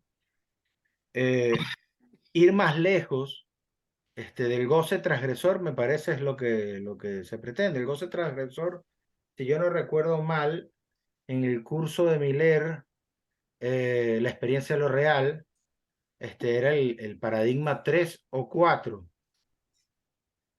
Y aquí me parece, bueno, el esfuerzo está en ir a un paradigma más allá de la transgresión, donde, lo digo así, con Miller, sea un goce no culpable, donde la gente pueda tener un acceso, digamos, al goce, ¿no?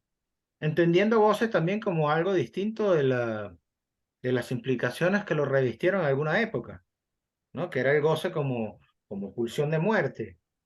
Y aquí me parece que es abrir la posibilidad a una satisfacción en el goce. Es decir, es quitarle esa connotación de goce malo. Entonces lo plantearía así, ¿no? Como algo que se juega de otra, la partida analítica, por decirlo como se planteó en alguna época a partir de la metáfora del ajedrez, la partida analítica se juega de otra manera. Guido. No, me hizo pensar con esto lo del goce transgresor, como diferencia, como contrapunto. Me parece precisamente, o sea, el goce que presenta acá, no es que va más, por lo menos no quisiera hacer esa salvedad en realidad la expresión de ir más allá del goce transgresor, sino que precisamente, creo que en algún lado, no me acuerdo si en este seminario mismo lo dice, es más bien un más acá, por decirlo de alguna forma. Porque de hecho el problema del goce transgresor es que instaura necesariamente una lógica, una ley previa la cual debe transgredirse para poder accederlo. Y lo que plantea es que desde el vamos, precisamente con el falo real, digamos, el falo mayúscula, con G mayúscula, lo que plantea es que está desde antes, en definitiva, desde el origen. José, no sé si quieres responder. Sí. No responder, estoy de acuerdo con Guido. Me parece una buena puntuación, ¿no? No es la expresión más allá. Yo no estoy tampoco muy de acuerdo con la cuestión es desde antes. Desde antes también supone algún tipo de ordenamiento con el cual diluimos precisamente aquello de lo que se trata. Yo creo que más bien lo que se juega lo ha insinuado Guido en su intervención, ¿no? Del lado de la lógica hay una valoración. Lacan apuntaba a una práctica sin valor, es decir, una posición que haría algo distinto, ¿no? Y pasar del goce localizado, del objeto A, del fantasma, etcétera, a la difracción de goce. Es decir, difracción que quiere decir que el goce está en todas partes. Y yo me atrevería a decirlo provocadoramente, ¿no? Desde siempre, al menos desde que la marca significante toca al parletre, lo diría así. Pero colocarlo como antes es volverlo mítico. Nos reenvía a Das Din. Por eso provocando un poco diría desde siempre. Tampoco De acuerdo mucho con de la siempre. corrección. Estamos muy de acuerdo. Qué caga.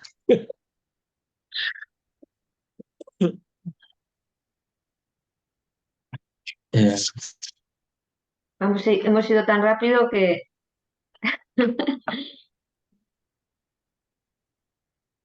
Elena. Bueno, yo tengo que decir que este capítulo no me ha llegado, no me ha dado para leérmelo. Sin embargo, te quería agradecer, Guido, que creo que ha sido clic, es decir, iba pasando páginas y decía, pero si es que qué bien nos lo está explicando. Es decir, me parece que nos has transmitido una buena guía de lectura. Eso, lo primero, agradecerte. Pero quería preguntarte o preguntaros, no sé, se me escapa, no entiendo bien.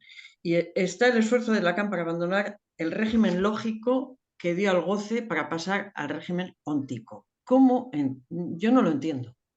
si me podríais explicar. Y luego una pequeña puntualización histórica, que lo he vuelto a mí. Es que me están viniendo cosas de lo que estabais hablando antes. En el 2009 sí que había una crisis, perdón, es una puntualización histórica, había una crisis que tenía que ver con los CPCTs, pero precisamente la crisis que tenía que ver con los CPCTs era la contraria de lo que podría tener que ver con una crisis del pase. Quiero decir, que tenía que ver con que parecía que en 20 sesiones se acababa un análisis. Esta fue la crítica que hizo Miller y que además fue Lilia Majub quien le señaló este tema. Y que en cambio se estaba descuidando, por ejemplo, en la SF en aquel momento, pero yo creo que en toda la MP, que se estaba descuidando lo que tenía que ver con el pase, pero no, o con realmente el saber más de cómo terminaban los análisis. Pero no estaba el pase en cuestión en aquel momento, ni estaba en crisis.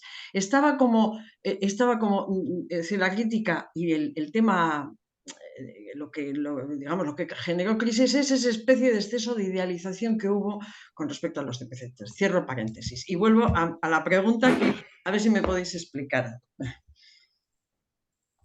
Vale. José.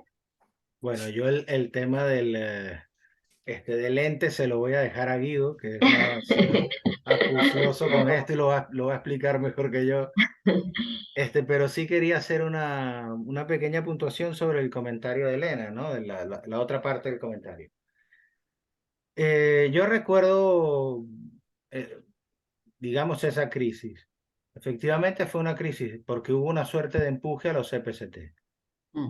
Y en algún momento alguien se molestó conmigo porque yo dije que Miller había tenido algo que ver con eso, ¿no? Antes de esto, antes de esa crisis, hubo un texto que está publicado que se conoce como efectos terapéuticos rápidos. Y que, en mi opinión, esto hablo por mí exclusivamente, en mi opinión, se entendió que había que ir al furor curandi. Y entonces todo el mundo empezó a presentar resultados rápidos. De lo que se olvidaron, que también es verdad que hay que reconocerle a Miller, que ya lo había dicho en ese momento, una conversación creo que en Barcelona, lo que se les olvidó es que Miller se burló de eso desde ese momento, desde el propio texto de efectos terapéuticos rápidos. Cuando dice, lo ideal sería la sesión cero. ¿Verdad? Bueno, creo que eso fue lo que ocurrió en ese punto. Yo no estoy tan de acuerdo que sea lo opuesto a la problemática del pase. Porque contrariamente a lo que se hubiese podido esperar, los AE no interpretaron eso que pasaba. Tuvo que venir, digamos, el de siempre, ¿no? Miller a hacer allí unas puntuaciones sobre este asunto.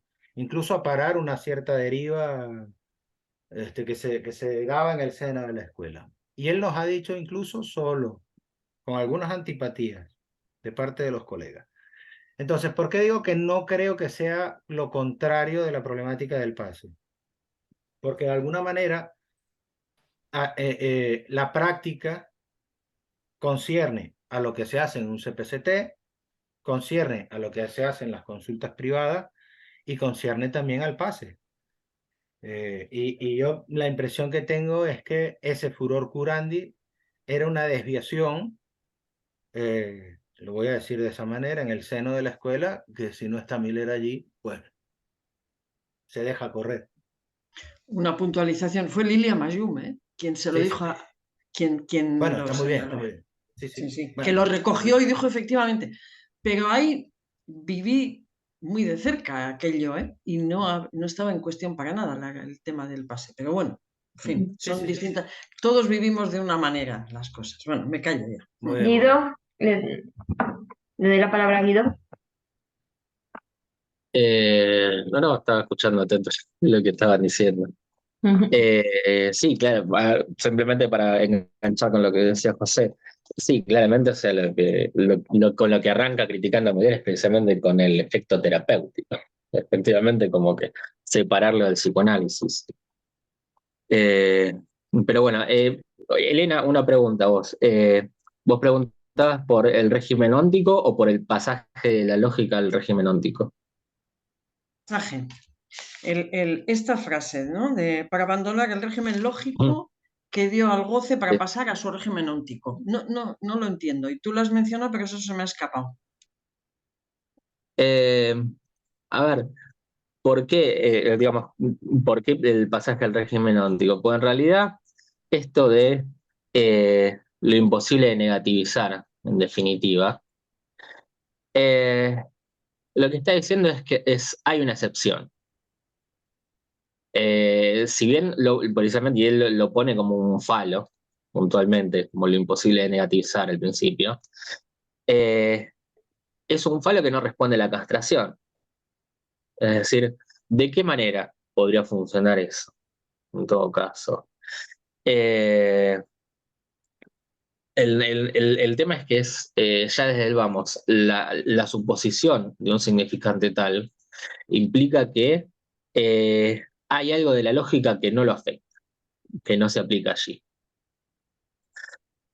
¿Y por qué va para el régimen óntico? Puntualmente lo dice en la frase anterior al esfuerzo, dice, el otro que no existe en la materia, si puedo decirlo, es el otro de la verdad, el otro del sentido. Allí se destaca que el lugar del otro hay que tomarlo en el cuerpo y no en el lenguaje.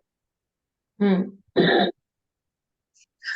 No la tomé en realidad precisamente porque me hacía mucho ruido y me parece que iba para un debate que quizás no nos competía acá, pero esto del otro en el cuerpo es digamos, raro, por lo menos para decirlo así.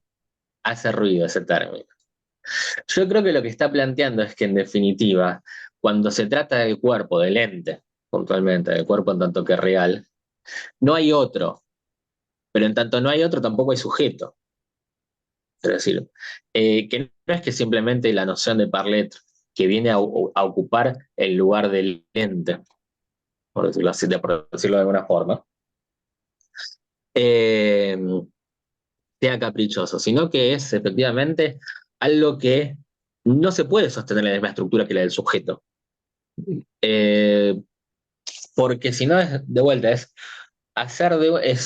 digamos, es instalar de vuelta el objeto A, me parece a mí. Es ponerlo en el lugar del objeto A. Y lo que está realmente el ente del cuerpo, digámoslo, el goce, no se puede ni cuantificar, ni contabilizar, ni negativizar. Entonces, está buscando efectivamente en qué lugar poder ubicar algo tal y tiene estas propiedades.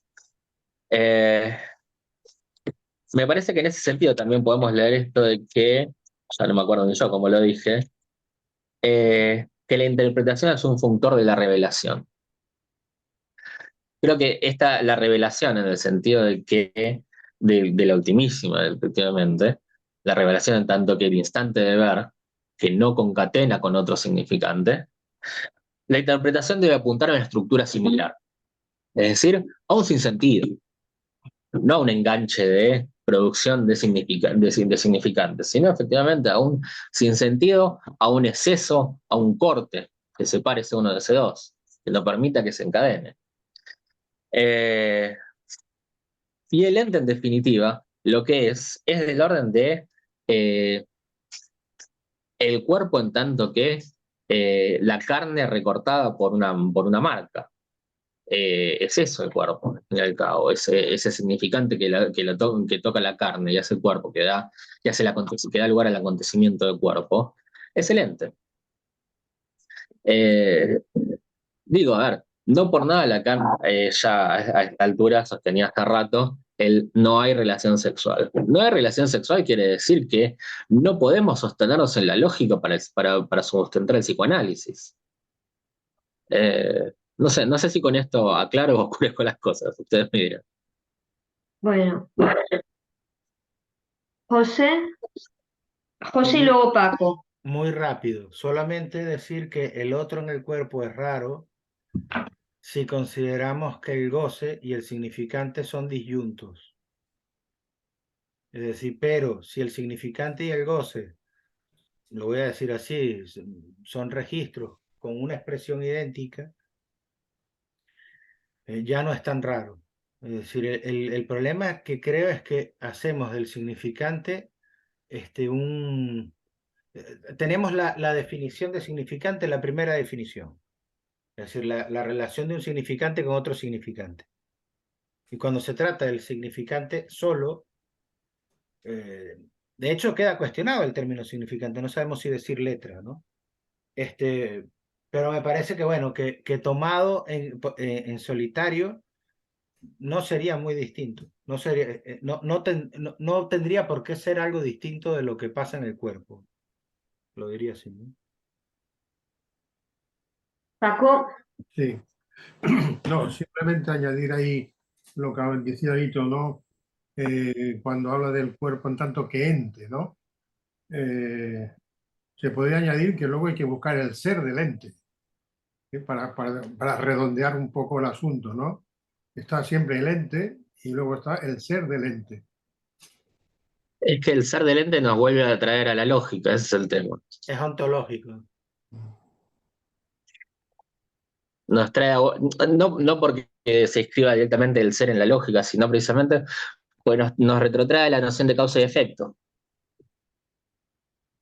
Digamos, si hay un ser, habría un desarrollo del ser, digamos, una cierta cronología, una cierta coordenada en la que se puede escribir. El tema es que el ente no responde a una causalidad. No. El ente, como dice Heidegger, el ente es simplemente lo que es, la cosa, ¿vale? Exactamente. Pero luego hay que buscar la esencia de la cosa, la esencia de lo que es, que eso sería el ser, ¿no? Bueno, hay que buscarla, es lo que está interrogado. Y el tema ese, precisamente, en tanto lo que dijiste vos, Paco. Claro, siempre se puede buscar o reprimir, eso ya es una opción ya. Exactamente. Vos dijiste, Paco, el ente es lo que es lo que hay, de lo que es, precisamente. Por eso no. Sí, no, de ahí quería saltar a lo que planteaba José recién. Que precisamente, a ver, ¿por qué no? A ver, si es significante en todo caso, sería el significante 1 que no llama al significante 2. Sería del orden del 1 solo, por así decirlo. Digamos, no podríamos en todo caso reconocerlo como significante en tanto no hay otro. No sabríamos lo que es. Pero principalmente, ¿por qué no sería un significante, en todo caso? Precisamente por esto de que es lo que hay. Es decir, no es su falta. No hay falta en el ente. No hay falta que pueda escribirse. Que de ahí lo trae en realidad Miller a colación. Digo, cuando dice que a partir del falo todo es significantivizable, precisamente porque se lo tachan tanto que cosa. Se tacha la cosa, se lo pone en falta y se lo vuelve significante. Se lo estructura a modo de significante, dice. Y el ente no se deja domar, dice el goce. No se deja domar por el significante. Sí, José.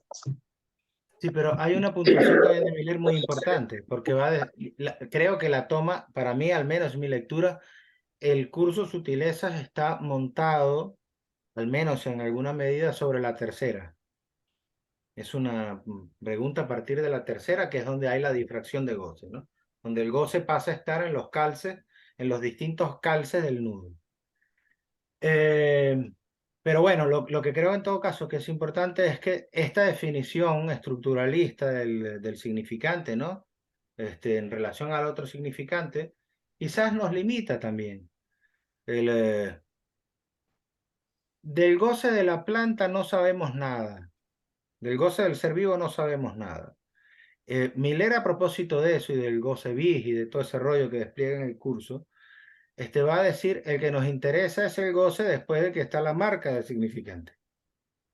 Quizás la marca significante y el goce son la misma cosa. Es decir, y cuando lo pensamos así, se acaba esa suerte de oposición entre goce y significante que la clínica estructural o que la lectura estructuralista nos propone.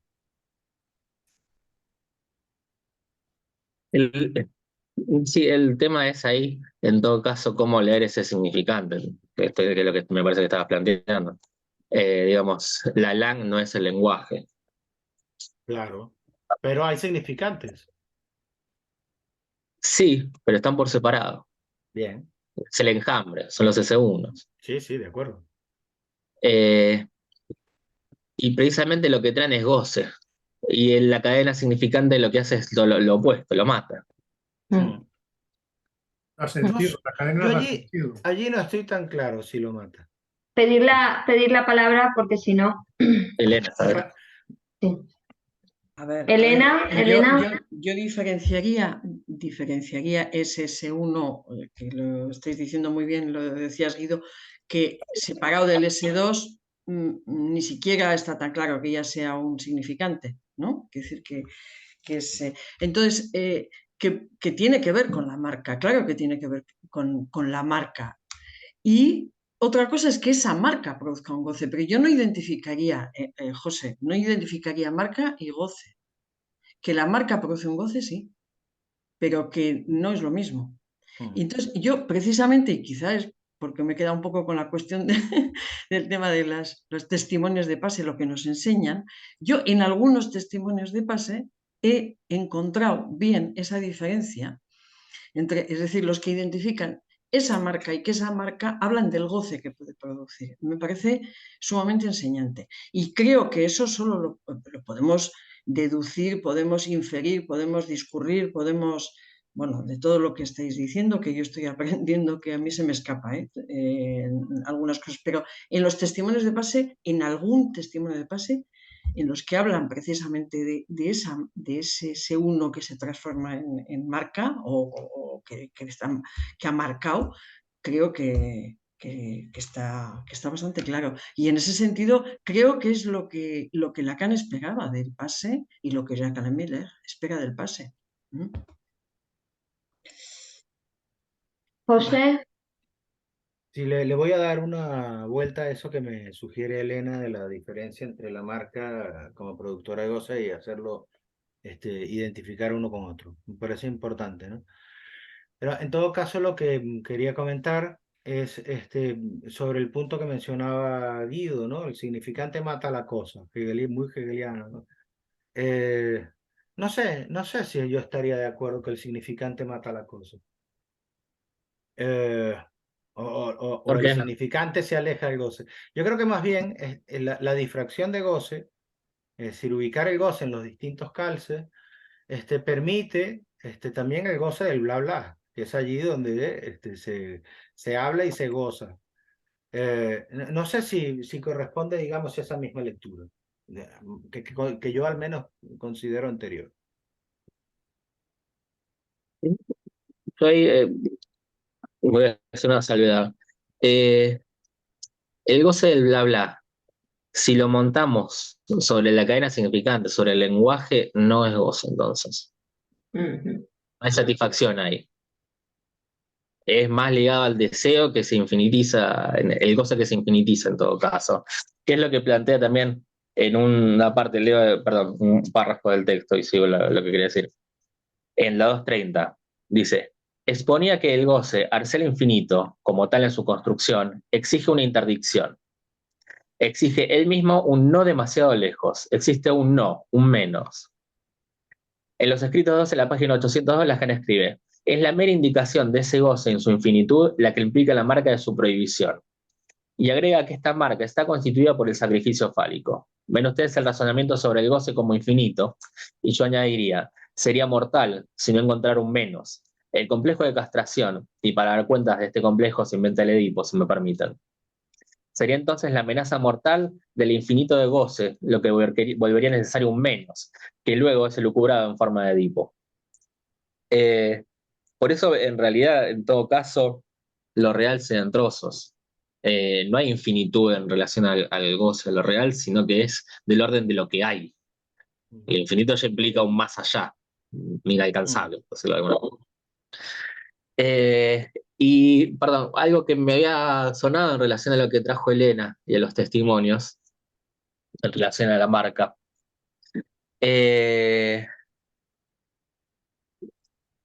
Bueno, a ver, para mí un ejemplo quizás de lo que sería una idea de lo que es el pase, es de vuelta, se las traigo a colación, el ciudadano ilustre, sobre todo el final, que sería donde él daría el pase, por decirlo de alguna forma. Cuando presenta su libro, y ante la pregunta de esta es la novela más personal, qué sé yo, qué sé cuánto hay de verdad y cuánto hay de mentira, de ficción en todo esto. El autor le responde le muestra una herida que tiene acá. Según la historia sería una herida de bala, podría ser. Y le dice, ¿esto qué es? ¿Una herida de bala? ¿Una vieja herida de bicicleta? ¿Una mala cirugía? ¿Importa acaso? Y efectivamente, lo que no importa es la verdad ahí, sino lo que se transmite, como bien trajo Elena a colación, me parece. Y lo que transmite el tipo es su testimonio no como caso clínico, no dentro de la clínica, sino como caso. Como caso, es decir, les trae, esta es mi obra, esta fue mi vida, si se quiere, por así decirlo, quizás es lo que contenía el libro. Eh, Acá tienen un escaboz y hagan lo que quieran con ello. Ese es mi modo de goce. Creo que el tipo lo que presenta precisamente es su modo de goce. Y creo que en todo caso no es la marca, sino en todo caso es lo que, por decirlo de alguna forma, lo que recorta la marca, el modo de goce, por lo que queda. Elena, perdón. ¿Te tienes que ir, Elena? Es que no te oímos. Bueno, respecto a la película, Guido escribió un artículo que está en el blog, que si queréis verlo, a mí me gustó mucho. Pero vean la película, no se la pierdan, por favor. Hay que ver la película lo primero, claro. Muy bien. Ya nos vamos todos, creo. Sí, Elena, hasta luego. Bueno, la película a mí me gustó muchísimo y la escena final es brutal, está muy bien.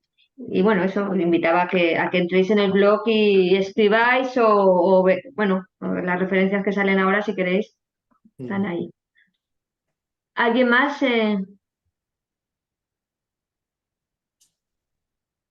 ¿Analia? Oye, yo podría añadir, si nadie tiene la palabra, que... Sí, Analia ha pedido la palabra, Paco. Espera un poquito. Sí, si quieres hablar, Francisco, no hay problema. Vale, Paco, adelante. Ya. Simplemente que en la clase de José creo que había el concepto del traumatismo, el agujero, y parece que se lo hemos pasado un poco rápido, ¿no? O no lo he oído muy bien, no sé. No lo traje, como les digo, hice una... Incluso por el final de análisis, por el pase, ¿no? ¿Qué queda de resto traumático en el pase, ¿no?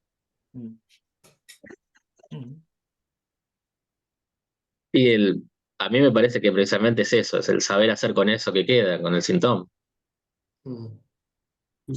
La gran diferencia, en mi opinión, es si eso que queda está localizado, que es la apuesta del objeto A, o si no está localizado, digamos, si está en difracción.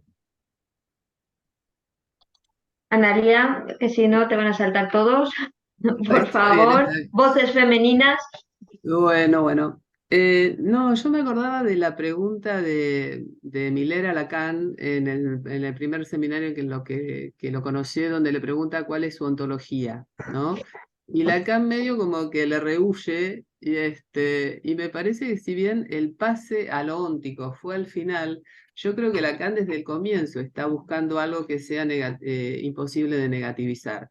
Y me parece que lo fue situando, en su momento en el falo, en el objeto A, y después habrá que ver, no quiero adelantarme porque tiene que ver con la clase que sigue y que es la que voy a comentar, pero me parece que si bien, digamos, ese giro se da en el 20, hay una búsqueda de Lacan de esto imposible de negativizar desde mucho antes. No sé qué les parece. Perdón, justo. Guido. No, que me fue lo que iba a puntualizar, algo que dijiste vos aparte. Pero que sí, estoy. Dos cosas. Una, en esta misma clase, lo mismo que lo hará más adelante en el Serial 1, reclama de vuelta esta anécdota que traías vos, Analia, que él dice: yo no le pregunté por su ontología, le pregunté por su óntica. Y Lacan agarró por el lado de la ontología y dijo que él no hacía ontología. Pero bueno, en las dos cuenta la misma anécdota. Sí. No, y algo que en relación a lo que le traes a Analia también, que Lacan está buscando hace mucho, justo estamos trabajando los lunes ahora la identificación.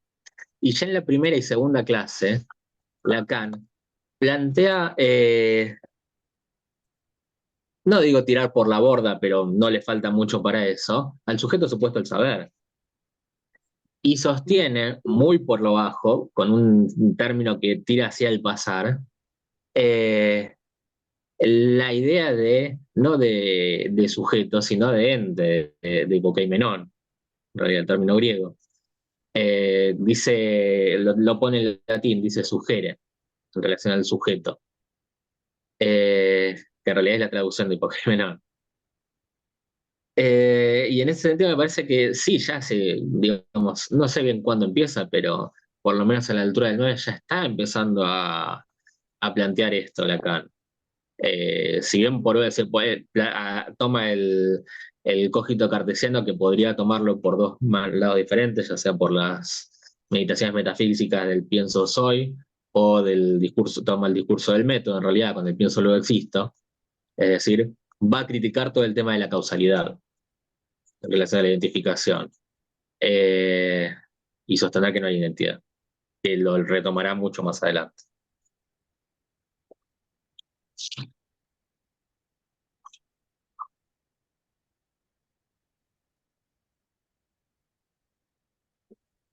Muy bien, pues yo oigo mucho eco. Bueno, yo pienso que hasta aquí está bien, ¿no? Si son ya -10, hemos utilizado el tiempo pues está más corto de lo que pensábamos, pero bueno, si queréis, bueno, sabéis que el día 4 de octubre es la próxima, ¿vale? Y nada, y presentan Estela y... No, Amelia y Estela, ¿vale? Consecutivamente. El miércoles que viene. El 4 de octubre. El 4 de octubre y luego será el 25 de octubre. Okay. El 4 el será es el que el viene. 15 y el 16. El capítulo 15 y 16. El 4 es el que viene porque es que el siguiente es... nos tropezamos con el tema del festivo, ¿no? Que Sí, miércoles 11, después viene, aquí es el festivo el 12, a veces el 13 lo hay un toma. puente. Sí, entonces... Pasamos al 25, que presentaré yo y Goyo, y luego el 8 de noviembre, Laia y Manuel, creo que es, ¿eh? Muy bien. Vale. Vale, a la 1, el próximo, como son 2 capítulos, a la 1. Bueno, a la 1, 8 de la mañana en Siempre, Argentina. como siempre. Bueno, Muy Como bien, siempre. hasta nos luego. vemos. Hasta luego. Hasta Un gusto. luego. Gracias. Gracias a todos. Gracias. Gracias, hasta ahora.